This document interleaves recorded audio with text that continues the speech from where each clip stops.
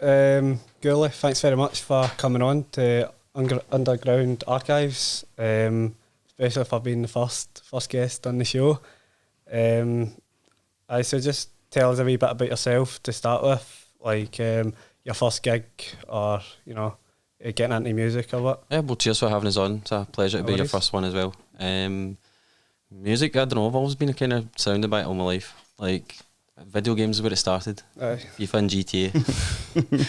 I just remember being like 16, 17, fake ID, just was like something better to do than just hanging about with your pals doing nothing. So went to SW3 when it was just the upstairs, when it was what used to be illegal. If people, obviously I'm showing my age here with that.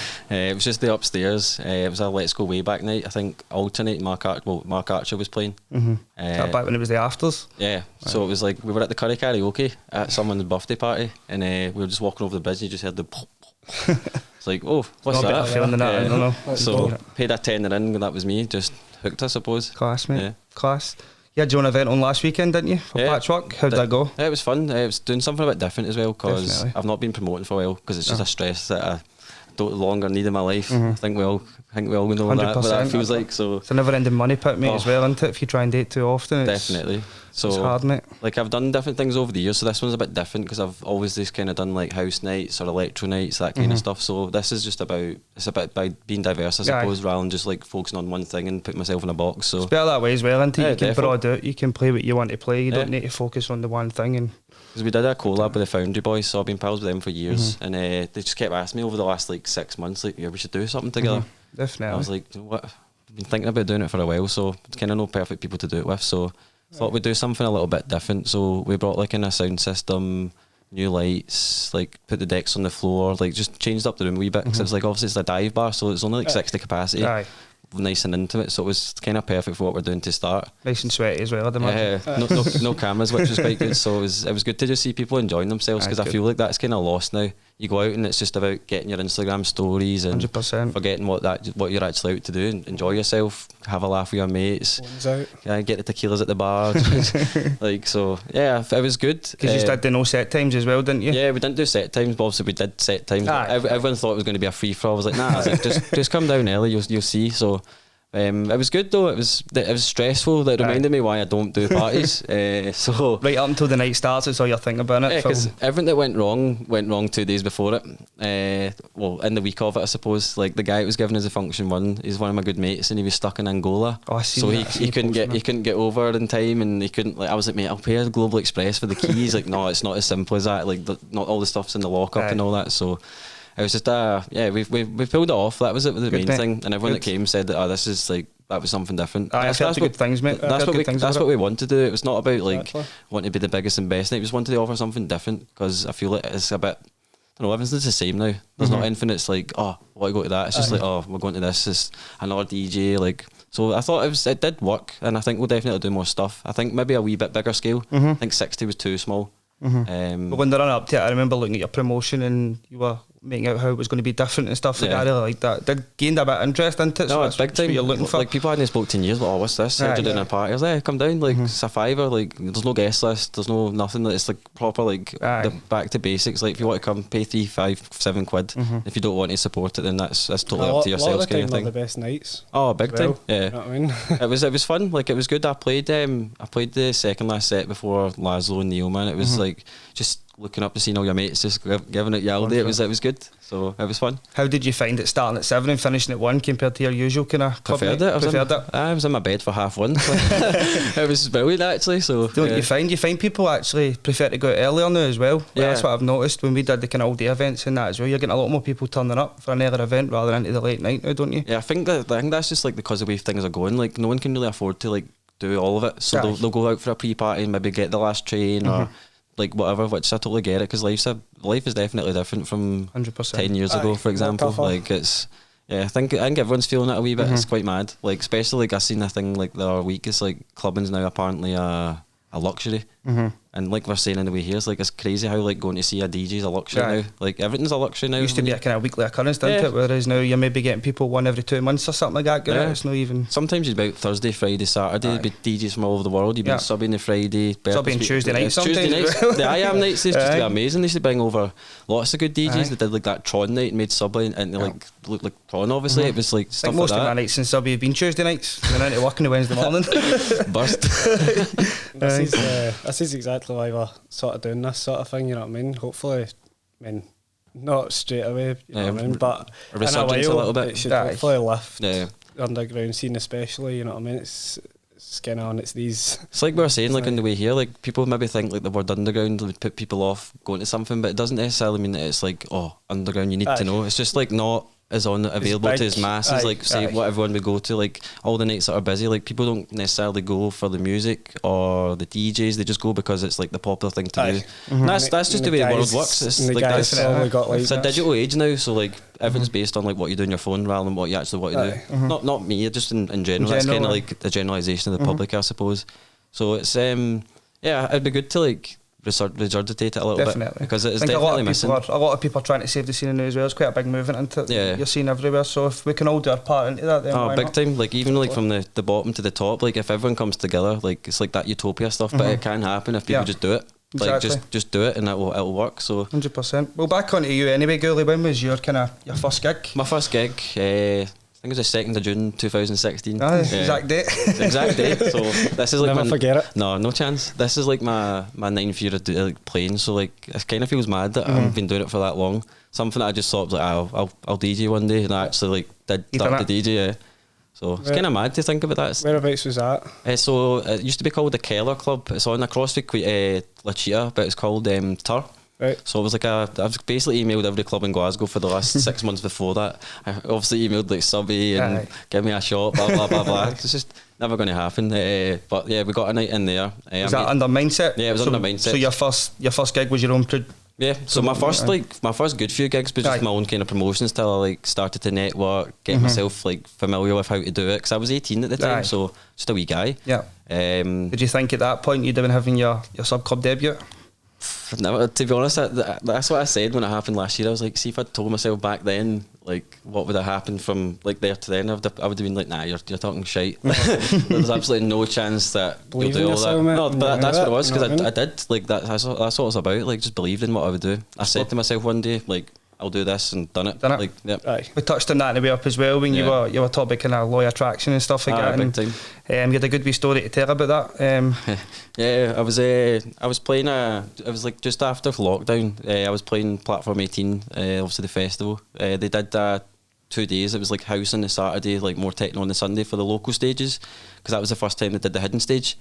And we got like booked to play the next week after it with guys that were on the same kind of lineup as us, because they had a party and something went wrong, so we obviously slotted in.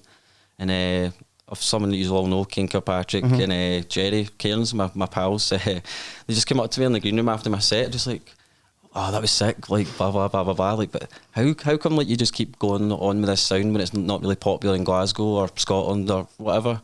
And I was like, because I know that it doesn't need to be popular for me to want to do it. Like, I believe in what I do, and like I just tell myself like I'll do X, Y, Z, and X, Y, Z happens. And I said to him, I was like, watch this. I was like, next year I'll play at Fabric. They looked at me, whatever. I was like, I'll play Fabric next year. So this was September, and then obviously I turned 25 the next July. I was playing at a day kind of festival thing at a new club called London East 16. It's like a container place, like outdoor. It's quite cool. And I knew that I was going to possibly be playing at Fabric after it. So I remember just like, obviously did the gig, went to Fabric, played Fabric, was like, and I remember just travelling home on the Monday morning. I posted a story, because it was like a Size Sessions thing with Fabric. So it was like Size had put it on their Instagram and someone sent me it. So straight away I've obviously that wee thinly veiled, guess where I was last night? First person to reply, Kane. Oh my god, no way. I was like, I told you, mate, like, see if you just believe in yourself, like, believe in yourself. Like, just 100%. Say it one time, forget about it, see if you can like keep chasing and keep going on and on and on. Sometimes it's like you overdo it. See if you just like put the faith in it and just believe relax. Just relax and just let it happen, because it might not happen tomorrow, but it'll happen at some point if you just say it. Because I believe like words are spells. See everything we speak, you say that, like, be careful, because it'll probably come back and bite you one time. So not a good way and a bad way, like, so it's, definitely. touching on that, international gigs, you've played in over 10 countries, I believe. 11 now. 11 now. When was the first one? How did that come about? I played in Germany when I was, what was that, 2018. So I used to run a record label called Modular Records that was kind of based in London, but we all ran it from up here. And just like we did some releases. There's a guy called, Rossi. Aye. So he used to be called Ross McCormack. What's his name? He released on our first record. So we got like 4 kind of niche artists that were like, what are these, like underground? Like this is the whole point of it. Names that you might not know, but once you hear it, you're like, well, this is. Aye. So it was Maxi, Mellor, Steve Butcher, and Ross McCormack. And I remember I was at Dimensions that year, and I got sent a video like during the night, and it was a Kappa Festival.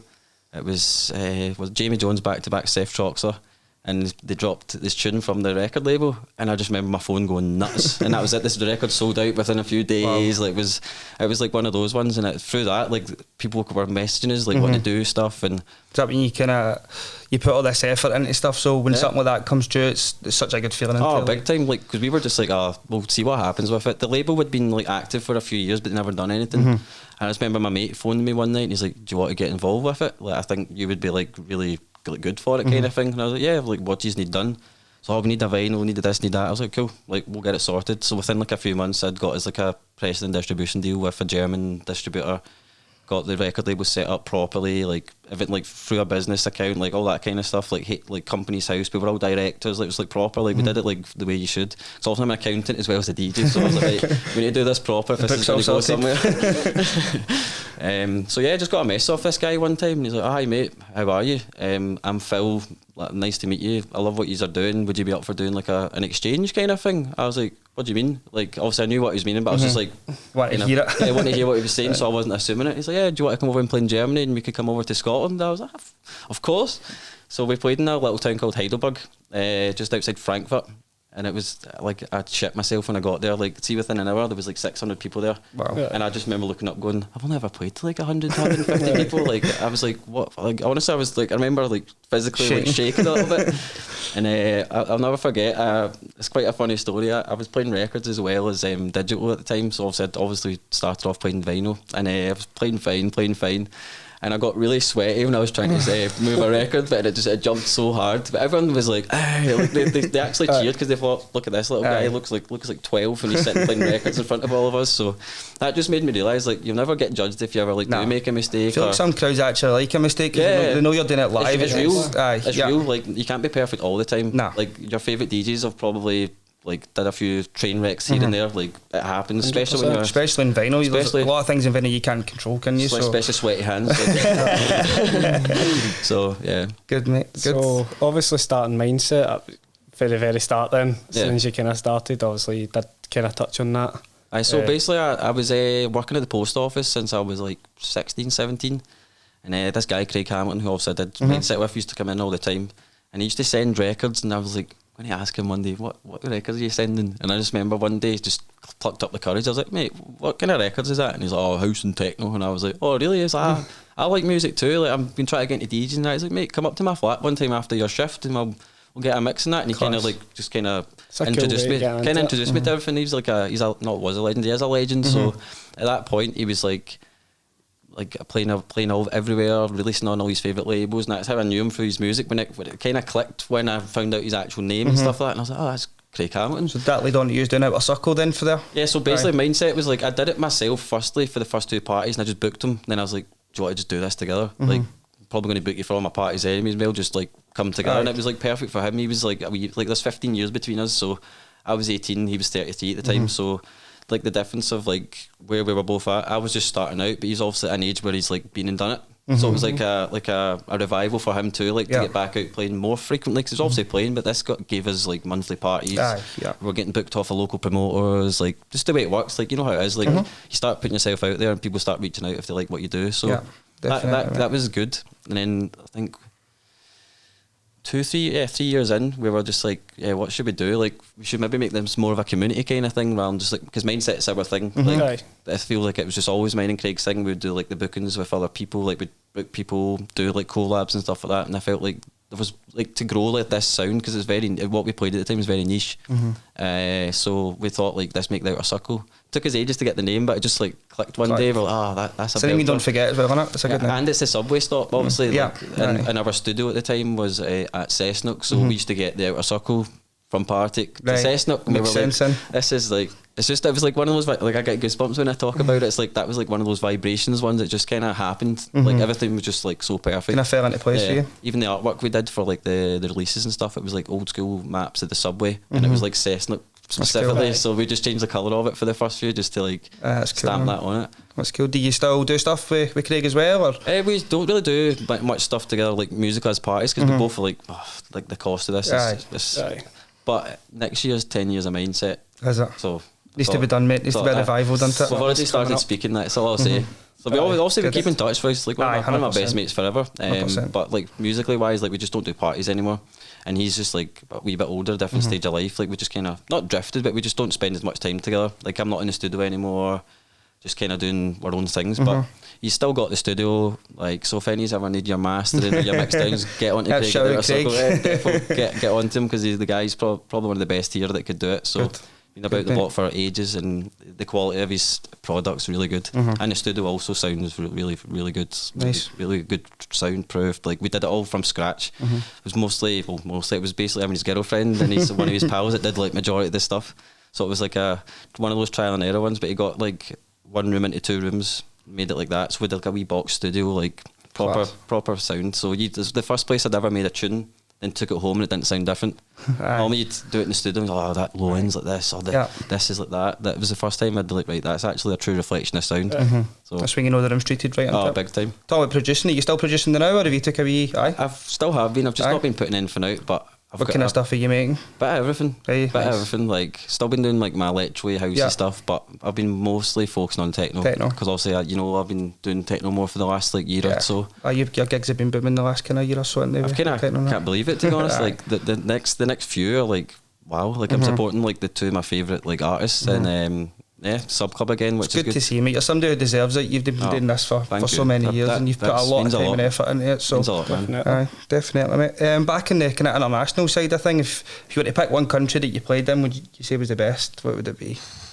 Got to be Argentina. Got to be Argentina. How did Argentina come about? So, see the guys I played in Germany with.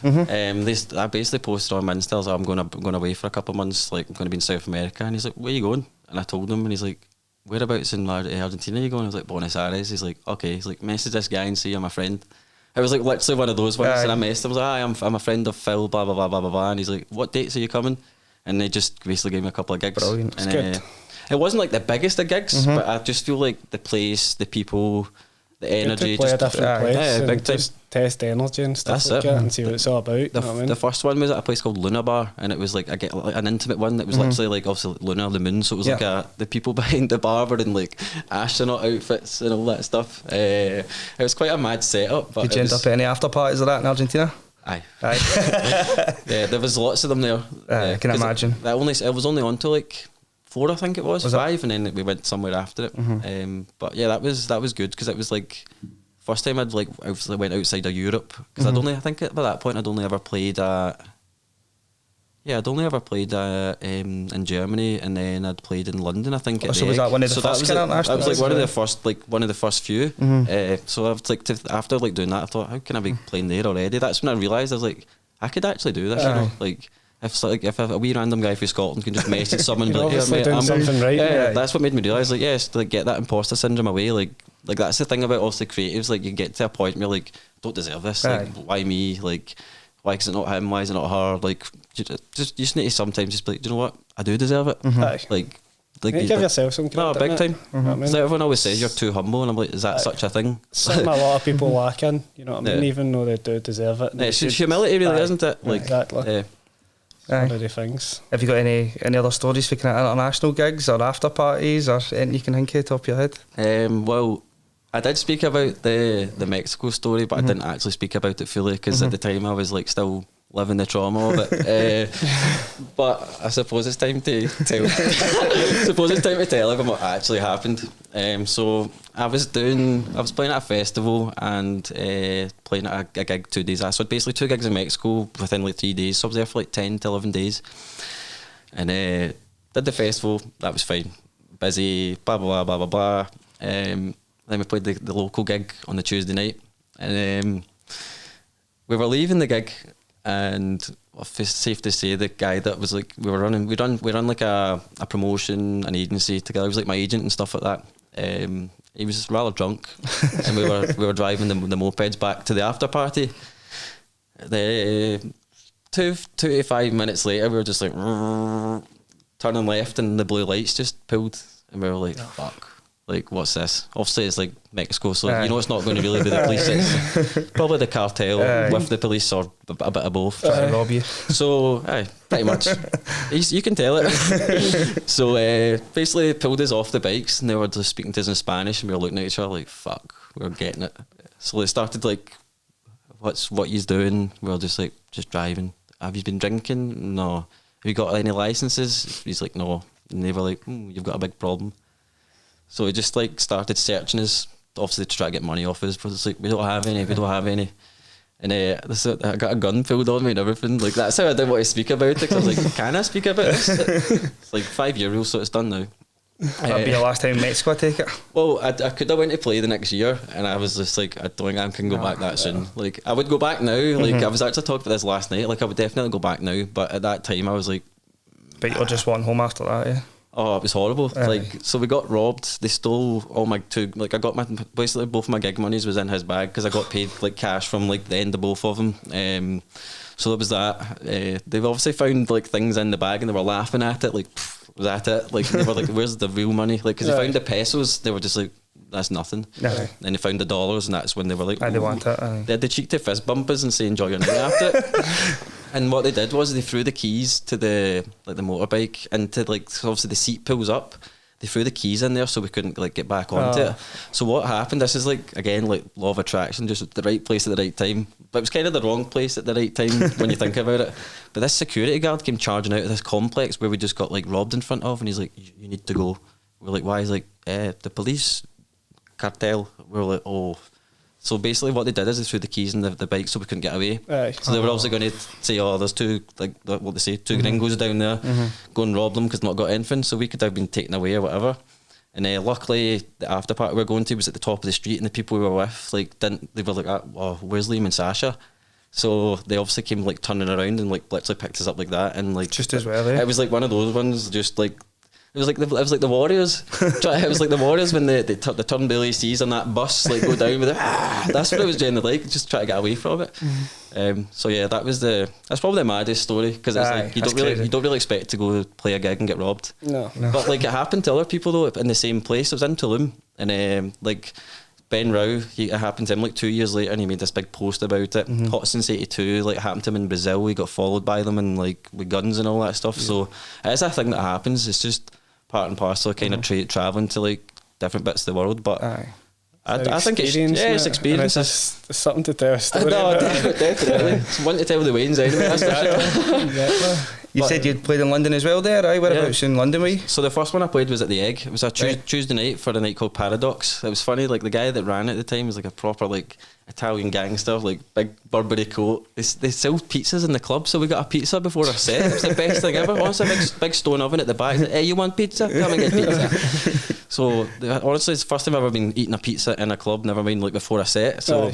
that was mad. One of my mates stayed there at the time, and he worked for the Labour Party. And at the time, Jeremy Corbyn was like the leader, and he gave him 2 days off, like to come and see us, and he sent us like a message. He was like, "This one's for the mindset boys. Take care of Zane, but I've given 2 days off work." Blah blah blah blah blah. So it was fun going down and doing that. And I remember just going back to like the guy we were like booked as his flat after it, and he had this lovely rotary mixer. I just remember playing records, and we were just playing records for hours after, just buzzing, just like got a train at like 2, man. Let's just keep going.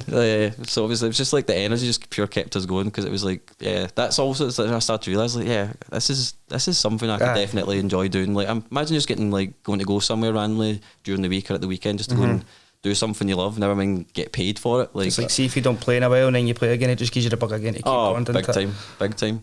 So 100%, mate. So what's what have you got coming up next then?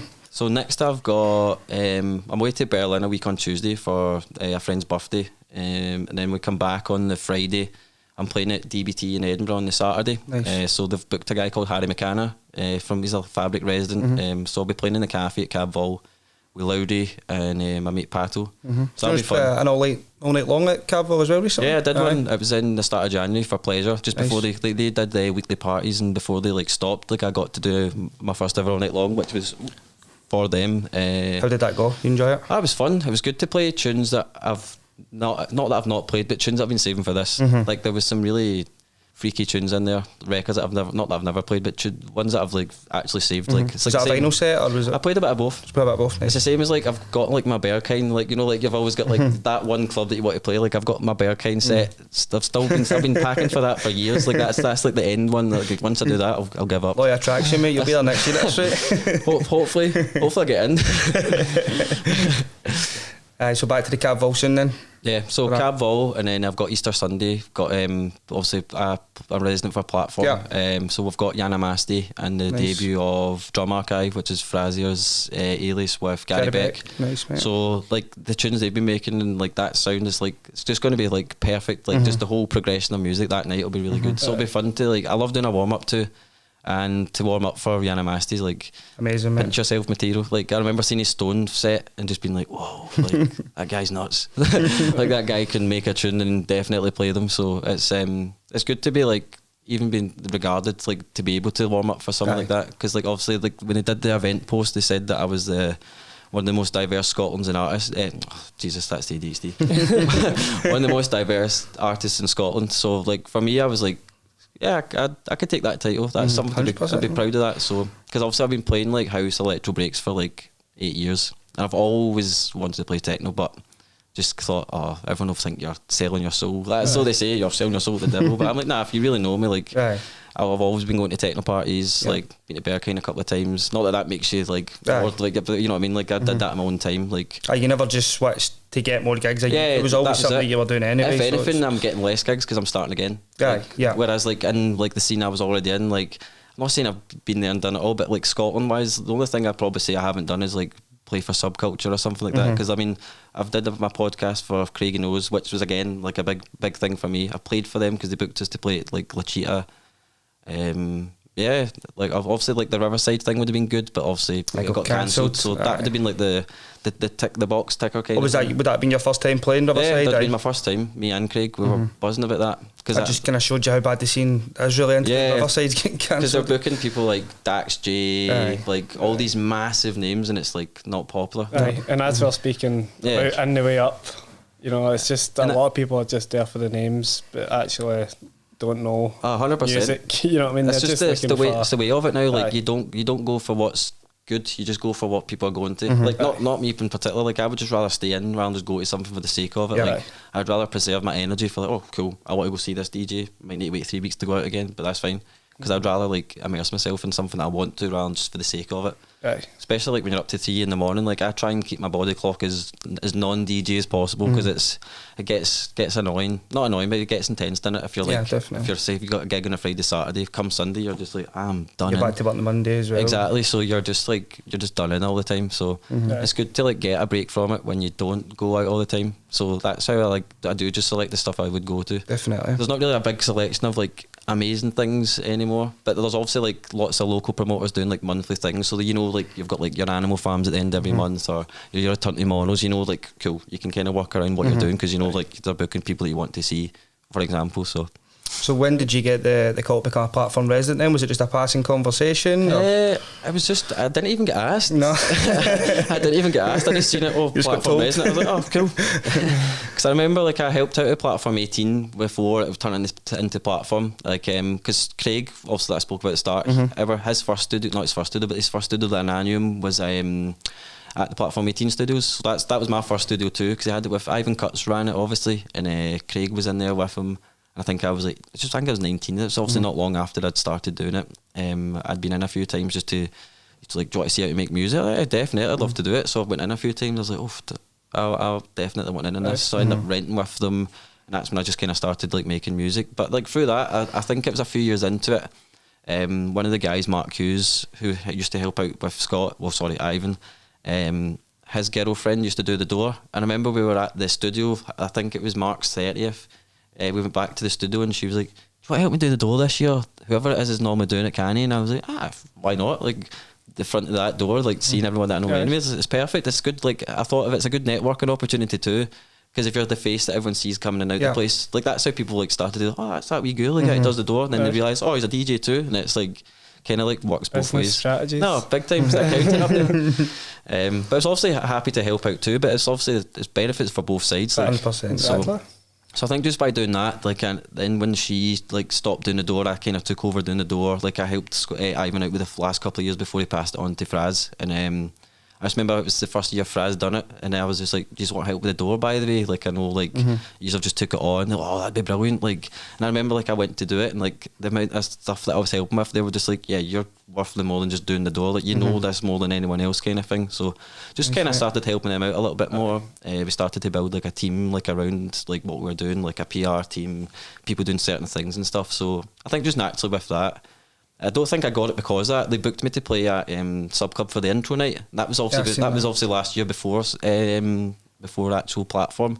So obviously I remember I'd said to like Bradley that I'm going to start doing techno now, but I'm going to try and not take any gigs until like September. And then when I realised that I was going to be playing in obviously the end of May for that, then I played for you guys too. I was just like, the cat's out the bag now. I can't like not do it. So played at the intro night, and everyone was like really impressed with what I did. So I think like from that they were like, this guy's serious kind of thing. So I think from there I just kind of, I didn't have to even speak. I just let the music do the talking, which that's kind of the way it should be. Like, it shouldn't be about how many followers you've got, how cool you are, how you look, what you wear, who you hang about with. It should be, if you're a good DJ, that should be what you. That's like the places you should keep be. The party going, mate, and keep people dancing. That's the main thing. That's it. So yeah, so I think I just probably just through that, like I got the residency for it. So for me, like that's like it was like a box in my head. I was like, I'd always love to be like always be playing at a platform all the time. So it's a good gig to always get every year. And one in summer will be a good one as well, mate. Yeah, I'm looking forward to that. Yeah, that'll be a nice one. Forest Party.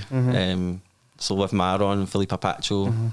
Seen Maron in London, he was incredible. Oh, too good. And it's cool because obviously his party, Erste Community, is like also kind of like underground and like not as like normal as in a club. Like how they started, it was like, I think it was just after lockdown they were doing illegal parties. Well, he came for basketball, didn't he? And then he was doing his SoundCloud kind of mixes, the kind of tribal mixes in SoundCloud, and he just gained traction for there, which is the way it should be. It was for his music. That's it. People heard the sound and went, "Oh, we like this." Like that's what music is for me. Like it's not about who or what you are. It's like what you sound like. Like because that's what music is. At the end of the day, it's just your ears. Like see if you were blind, you wouldn't know who was playing. Right. So that's the way I see it. I kind of go into stuff blindly. I don't want to be like, oh. It's a good way to think about it, to be fair. Well, if you look back when kind of techno first started, nobody really knew who the DJ was. They were in a back room. Exactly. Back room mixing, and it was just speakers, and nobody had a clue. No one had a clue. They were just dancing because this is shit hot. This that's like maybe that's a concept to bring back. Backroom DJs. Just no DJ there. Just. Do you think people would go? Nah.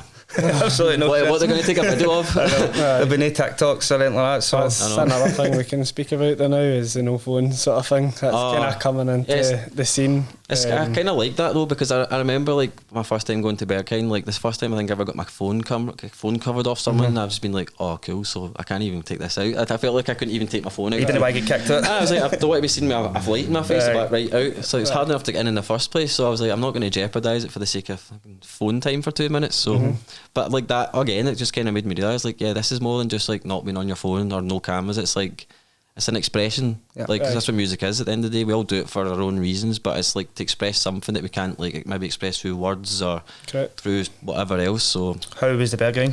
Oh, incredible, unreal.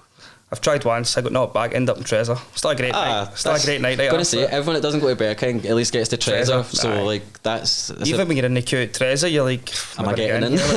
But that's remember I was saying about like what Subclub used to be like you had to know what DJ was on or you weren't getting in. You weren't getting in. Everybody used to feel like you had to dress in all black and everything to get in at Sub at one point, didn't they?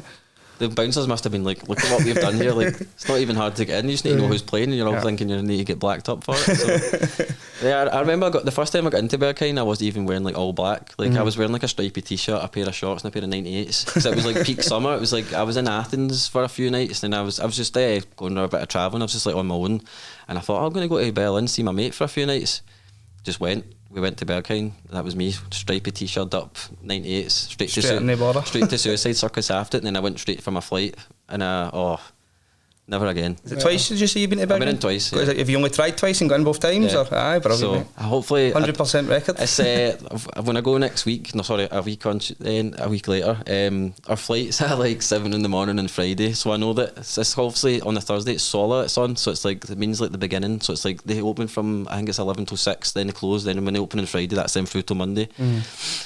So I do think we'd be good to go, but there's no chance I'd go for the 3 out of 3, mate. We'll just leave it 4. There's no chance I'm going to be able to do that. So have you tried Treasure in that as well in Berlin? Or I've been to Treasure once. I think it was I think I seen Umfang and stuff playing in the Umfang Volvox, which is I remember they played for Missing Persons Club not long before that. So I remember going over and seeing the RA, and I was like, oh, definitely go there. But I think we'll go to Treasure this time because it's open on a Wednesday and we're only there Tuesday to Friday. So just to make it work, definitely get a club. Can't go to Berlin, not go to a club. No, definitely. Mate. Or not a Burgermeister. So it's like it's the 2 things you need to do: get a Burgermeister and go to a club. Otherwise, don't go to Berlin. On RA as well, it's good how like I feel like even people from other countries can go on RA and see like small gigs. Like we did the all day event in a pub in Tollcross in the beer garden with a guy from France there. Monsieur Charlet, his name is. He came, he was a DJ for France, and he seen it on RA, and it was like a local gig, and he came, we all got pictures with him and everything. He loved it. He still messages me. He plays for like I've got him on Instagram, and he plays like in like, Tesla, what do you call it, like, you know, like the garage. Aye. Like that's class. Really nice guy, man. It's like small world. It just shows you. Came himself. Yeah, music. Bedroom DJ decks and stuff like that. Just takes, like, sets it up in Tesla like and DIY. just starts playing it. You wouldn't imagine like a French guy in a pub in Tollcross in the middle of summer, would you? No, definitely not. That was the first year, and then we done it again last year. When was it? Something like that, July, and there was 3 guys that came from Belgium. That's right, actually, it just shows you how you can connect worldwide. And the French guy and the 3 guys that came from Belgium, they were all like doing that NC 500, and they were just searching their phone techno events Glasgow, everywhere they went, and they all said it was the first one that came up. Well, that's just at least you went. Like, that's how it's just a pub in the local area. Just shows you like you don't need to be someone to like attract that. No. They just think, oh, that looks cool. Like, you just go. It doesn't need to be a big club. Exactly. They loved it. See, if more people had this attitude, I think the ecosystem of clubbing would be so much better because people wouldn't be going, oh, they're not playing, or they're playing. It's like it goes both ways. Obviously, like. Which is it's annoying, but like it's kind of good though when you realise like, oh, cool, so it is actually marketable to other people. Aye. I remember like last year, you know Tommy Wright-Off. Aye. So he did a night at 69, and he just, I think it was one of his first nights of his new night, and he just said, "Do you want to come play?" I said, "Yeah." This guy messaged me on like Instagram like the day of it. It's a guy from Berlin. It was the kind of same thing. He's like, "Oh, hi bro." He's like, "I bought a ticket for tonight." He's like, "What time's your set?" And I was just like, "Where are you from, mate?" "Oh, Berlin." And I was like, "Why are you coming to Club 69 on a Friday, mate?" I was like, "Look what's on at Subclub." He's like, "No." I was like, "I want to come to Club 69." And I was just like, fair enough. He's the same. He just came and just like cut about with us all night.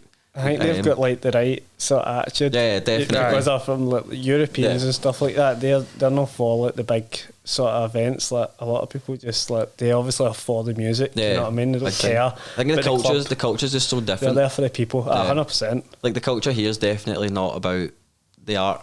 Sadly, the more people realise that and just accept it. It's unfortunate. It's to be just fair, but like it's definitely not about the culture. It's about the big stage and the big kind of setup. Yeah. Like we said in the way up, all you need is a good sound system and a strobe and you're good to go. But it's people don't like that. Some people don't get that. Like, no, they do not. Because they don't care about the sound, they just care about like how out their face. How it's going to look in that as well, isn't it? Or what their Instagram's going to look like after it. Definitely. So 100%.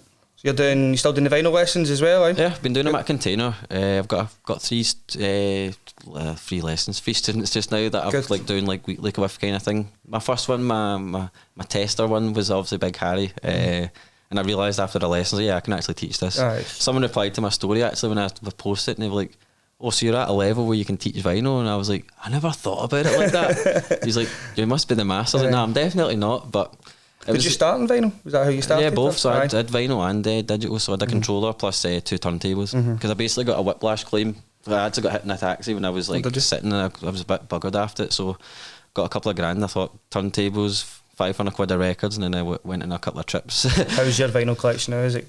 I've not actually been buying that much in the last little while, but because I've been buying techno, so like I've been trying to like, obviously my actual collection's like pretty good, but I've like the techno's not been building as much because I've just been buying a lot more digital stuff because obviously like it's not harder, but like it's just annoying getting vinyl set up. There's no point in being like, oh, I'm going to bring all this and it's just for a waste half the time. It's a lot of money to buy vinyl, especially when you're trying to build for all these sets as well. Especially because I had quite a lot in a short space of time, so I was like, I can't buy like 100 records here. That's going to be like it's a 10 and a whip, so do the maths like.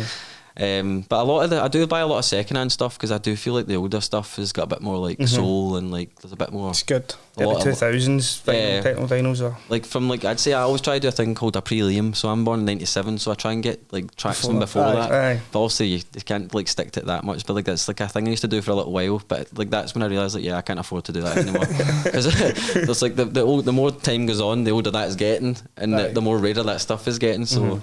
Yeah, the prelims are still there, but just not as en masse as they were. A good vinyl collection's a cool thing to have. Definitely. I've got about 400 records, 500 records, because I've sold a lot though. Because like obviously, because I have been like playing techno now, I've been like going through stuff that I know I'm never going to play again, and just stuff I'm like, do you know what? I can just sell this like 50 records in a box and just do like £1 each or £2 each or something. Because people like box lots. I'll do like a mystery box and just fire records into it and be like, there's £100. People buy it, kind of thing. So do that on Discogs or whatever, so or just like online. So I have been like getting rid of some to get more. Nice, mate. So apart from we'll just kind of finish up now, I think. But one last kind of thing, apart from the bear game, which are kind of your top 3 aspirations, where do you want to play? Jesus, you've stung me with that one. That's too hard. I definitely want to play at Stone Festival. I think that would be like pivotal to like be playing at that. Not even because of weight and what it is, just the fact of like the calibre of people that get to play at that. Like I'd love to be on a level where I'm playing at Stone. A lot of people would say Subclub, but you've I would always still say I'd dream to play there all the time, even if I've played it. Like that's one I would never not want to play. But it's hard in order to. I want to play New York. Like I really want to go play in New York. There's a place called Resolute. It's like a promoter there.